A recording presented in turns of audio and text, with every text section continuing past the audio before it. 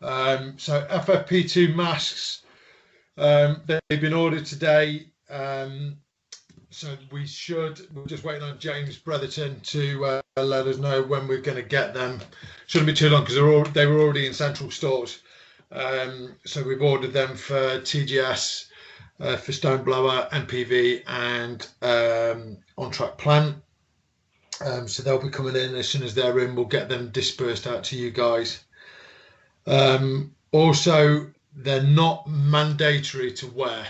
Okay, so again, the advice is, it's there if you want to wear the FFP2s, if it makes you feel more comfortable within your own personal protection equipment, that you feel that you want to wear them when there is less than 2 meters, then please do so. Again, as we said before, guys, please go on to mute, please. It's not difficult to ask.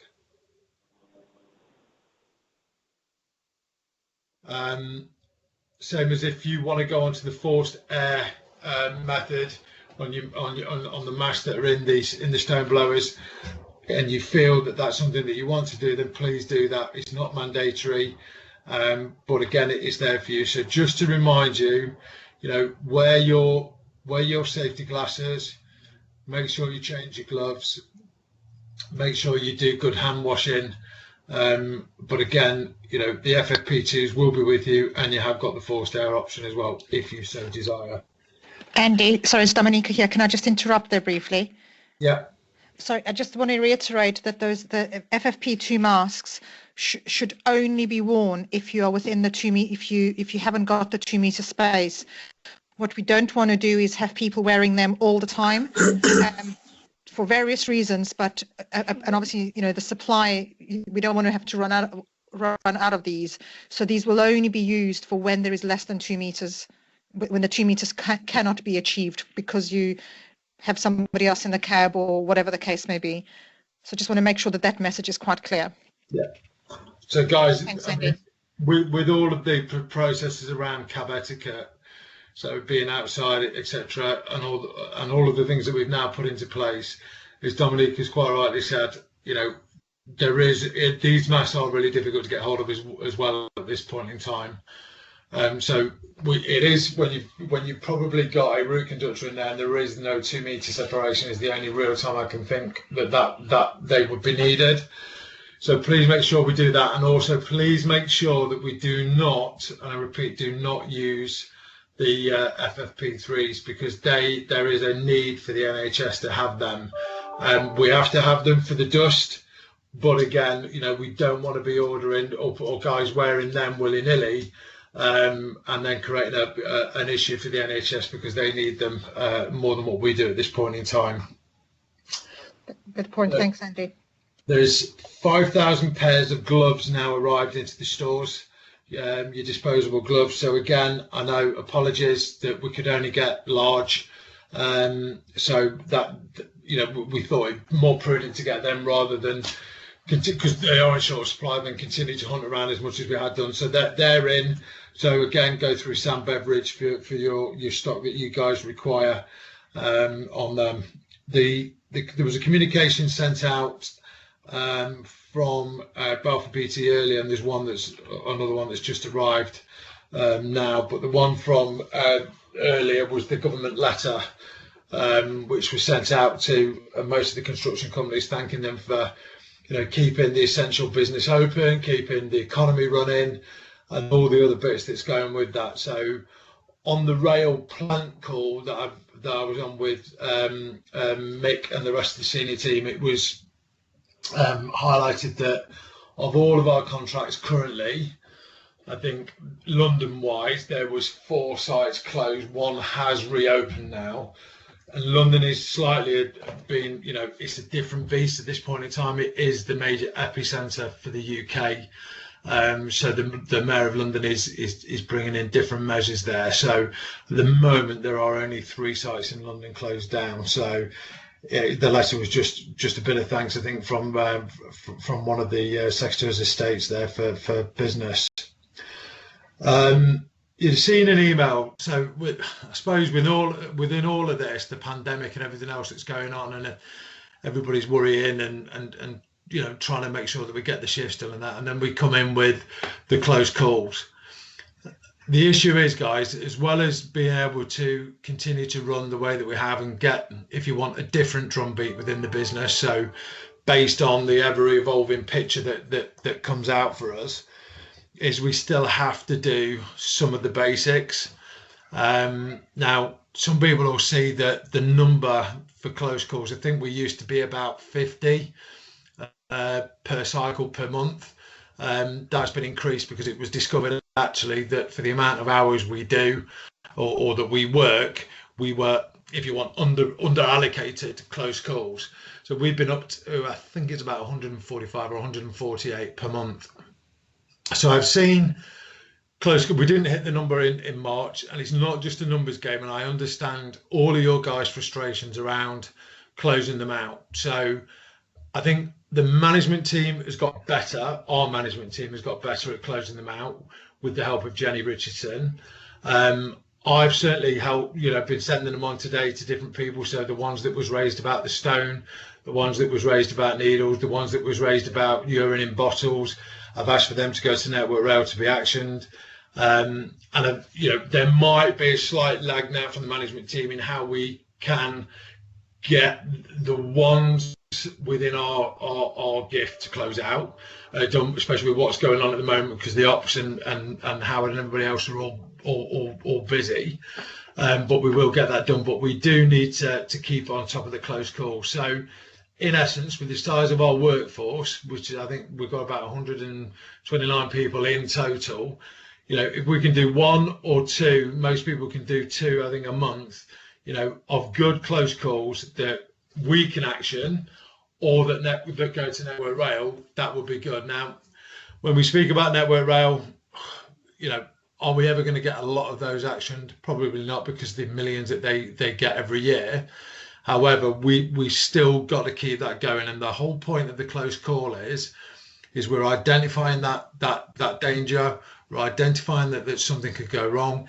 And then on the Shelts meetings that I have with everybody else, and then with the safety meetings that we have with the people involved with them, we can actually, and we do address some of those close calls or the incident reports that come through. So I would ask, even in all of this sort of madness that is still going on, that we still push ahead with that, and we get the good close calls coming through, and we will action them. Crew buses, we now have 7, and I know Jessica's been working hard to try and get them allocated out. Jess, are they all now done, or are we still waiting for some team leaders to come back? I've still got 3 vans which are available, but I've had 5 that have been allocated. Right. Okay, guys, look, we've got 3 available. You guys were calling out for them, and Jess and the rest of the team have worked tirelessly to get these vans ASAP. Can you go back to your ops guys now and say when you want a van, who's going to be going down to collect it, etc.? They're there for your benefit. I don't want them just sitting around, because we've still got people working away to get the rest of the vans for us. So if you could get hold of you guys, then get somebody down. How we work it to get somebody down to San Diego to pick them up, and then get using them. And then the last one is, I think people have raised certain things to me around what we're doing with Network Rail. So for example, FAMs for the day maintainers and for the field service engineers. I understand that the job now is becoming even more difficult for you guys because you've been impacted by people self-isolating. You are working additional hours, and your travel to jobs is increasing because we're trying to keep a fleet on the road, etc. So I held a call today with Hugh, Dean, Daryl, Howard, and Alex, etc., about what we could go back to Network Rail and ask for a little bit of support with. So I'm waiting for a paper to come across to me tonight from Hugh of what that would look like. So again, we will be asking them probably to try and suspend FAMs at this point in time, but that doesn't mean that we can just go off and not have the FAMs information ready to go, because at some point we are going to have to update FAMs to show where the parts are, to show that whole custody chain. So I'm waiting for that to come through. Actually, it's just come through of how what that looks like, and then we can present the high level ideas back to Network Rail. But it's actually just to release you guys from the constraints of that at this point in time, so actually we can keep the fleet on the tracks without impacting your time having to do the admin side of it. And I know, you know, everybody says, well, the admin is becoming more and more difficult around this. The problem is, guys, FAMS is in the contract. We are meant to update it. If we don't update it, we get significant fines.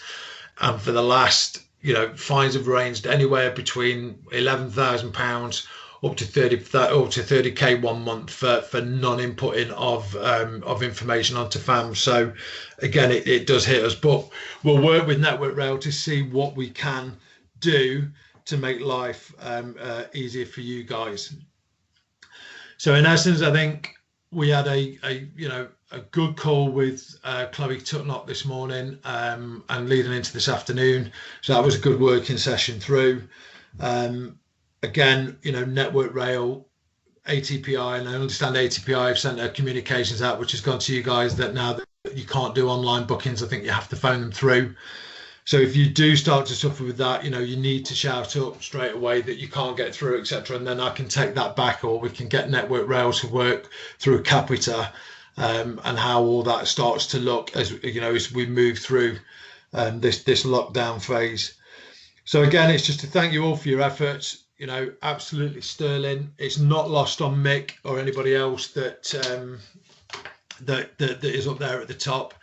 You know, we are starting to get some people return to work. I know we lost another couple of people yesterday, and I think today to self-isolation.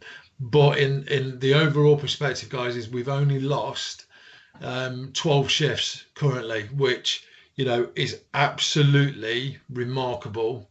To say, you know, all the issues that are going on at this point in time. So it is a massive thank you from me for keeping this going and from the executive. So I'll open up now for any questions, or if anybody's got any specific questions that they want to ask Dominica, then great. So yeah, I'll open it up if anybody's got anything.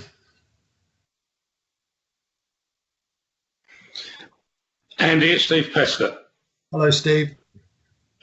With the hotels the way they are at the moment, and our contract being 10 hours wheels rolling for the machine at weekends, are Network Rail prepared to drop that depending on the travelling we've got to do to and from the hotels?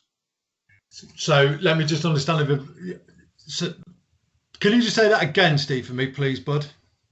As the contract stands at the moment, Network Rail can roster a machine or program a machine for 10 hours wheels rolling. So from site to site, or from stable point back to stable point, they can do 10 hours. Now we've got an hour's run up beforehand, and if hotels now are going to be 3/4 of an hour or an hour away from where we've got to be, are Network Rail prepared to drop their shift times down so we can do a decent sort of hours? Yeah, so that, Howard, correct me if I get anything of this wrong from the call that I can remember the other day, that is definitely something that the OTMs are looking at doing. So we would look at doing that ourselves and then reporting that back. So for example, Steve, if the only hotel we can get you is an hour's drive away because it's got food and it's got the right facilities, then we would be saying to Network Rail, I'm right in saying this, Howard, I think that shift would be impacted because of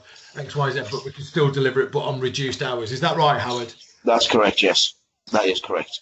So it is something, Steve, that definitely, when we're doing it, when we're looking at the MROL, when we're looking at the plans and everything else with the planners, if that comes up and I need to take that back on the morning call, or Howard does when I can't go on it, then that definitely 100% can be actioned. Okay, mate, thank you. Yep. Is there anything else, guys? Andy, I've got a question. It's Natalie. Hello, Natalie. Hiya. Just a quick one on the FAMS.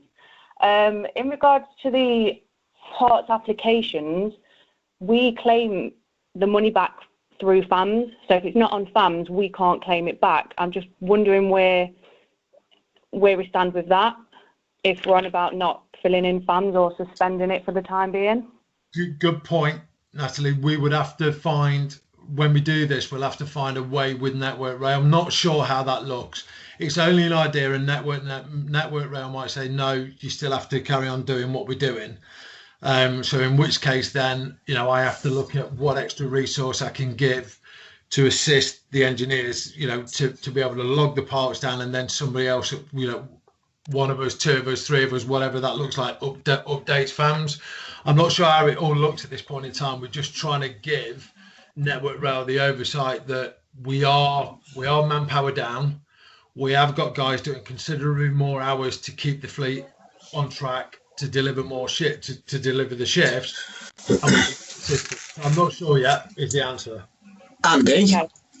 Andy, it's Rich.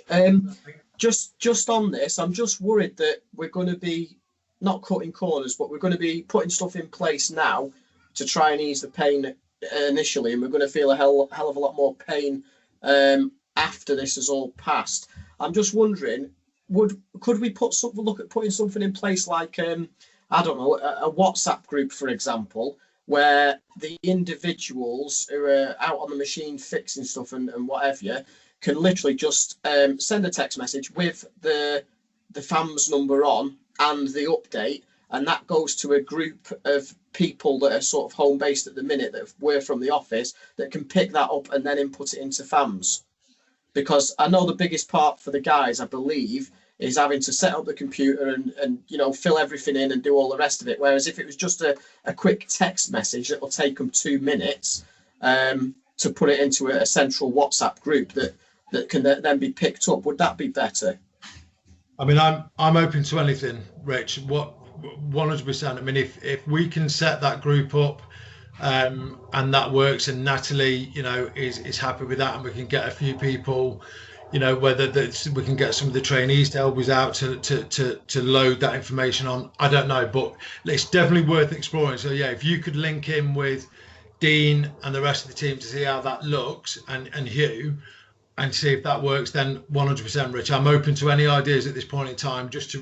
All we're trying to do is look at what you guys are doing in the field now, with the reduced resource based around people self-isolating, but then being able to give you more time to be able to do what you need to do, which is keep that fleet on the rails.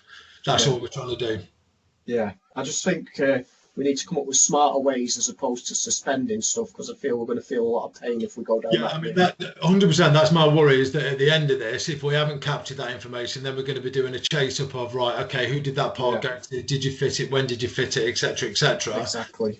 So yeah, I mean, before we go back to Network Rail, have that conversation, and then let's see what that looks like, because then it might not even need to be raised. So yeah, and I'm not going back tomorrow, so it will be by the end of the week, once I've sort of tagged this out with you and the rest of the guys of what we need to look at. So yeah, just have that conversation, Rich, and see what we come up with.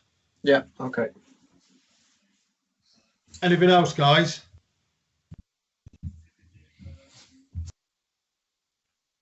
No, nothing for Dominica, no?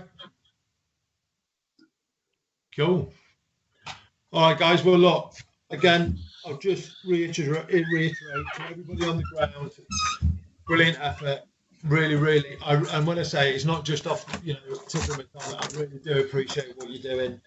And then as well, just for the rest of the team that usually work in the HQ, so Steve, Andy, Lou, everybody that's involved, Howard, and again, a big thanks from me and from the executive for everything that we're doing, for the amount of calls you fielding, and all the other bits that we're throwing at you at the same time.